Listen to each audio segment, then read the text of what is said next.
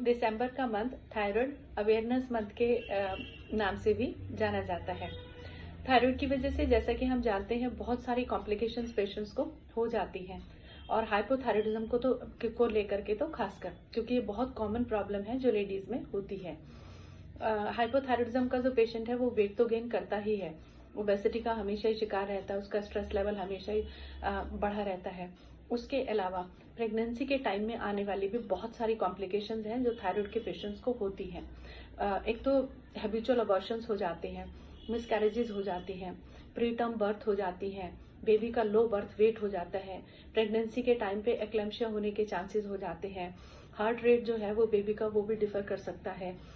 ऐसी बहुत सारी कॉम्प्लिकेशंस हैं जो थायराइड के पेशेंट्स को प्रेगनेंसी के टाइम पर आ जाती हैं। तो इसलिए अपने थायराइड को रेगुलेट रखें, हार्मोन्स के इम्बैलेंस को चेक रखें और थायराइड को हर हाल में कंट्रोल में रखें अपनी। और उसके लिए क्या क्या टिप्स हैं? सबसे पहले रेगुलर एक्सरसाइज करते रहें, कम से कम 30 मिनट्स की वॉक और योगा डेली करते रहें। अपने स्ट्रेस को मैनेज रखें, क्योंकि स्ट्रेस से ही सारा हार्मोनल इम्बैलेंस क्रिएट होता है। तो अपने स्ट्रेस को मैनेज रखें, चाहे वो एंटी स्ट्रेस आपको मेडिसिन लेनी पड़े या फिर आप मेडिटेशन करें, योगा करें और पार्क में सैर वगैरह करें ताकि आपके ऑक्सीजन का लेवल बढ़ा रहे। दूसरा, अपनी मेडिसिन रेगुलरली लेते रहें। जितने भी एलोपैथिक मेडिसिन हैं वो सब आर्टिफिशियल हार्मोन्स हैं और हमने देखा है कि मतलब पेशेंट की डोज वो बढ़ती ही जाती है, कम नहीं होती है।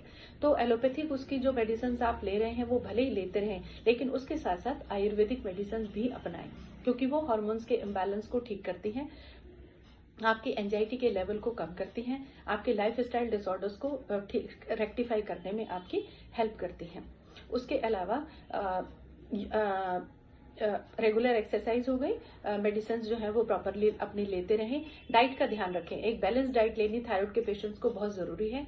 जो चीजें आपको तंग करती हैं जैसे सोया है या जैसे जो गोभी जैसी जो वेजिटेबल्स हैं जो तंग करती हैं उनको अवॉइड करना चाहिए। जो चीजें फायदा करती हैं उन्हें ही लेना चाहिए। तो बैलेंस डाइट अपनी लेते रहें।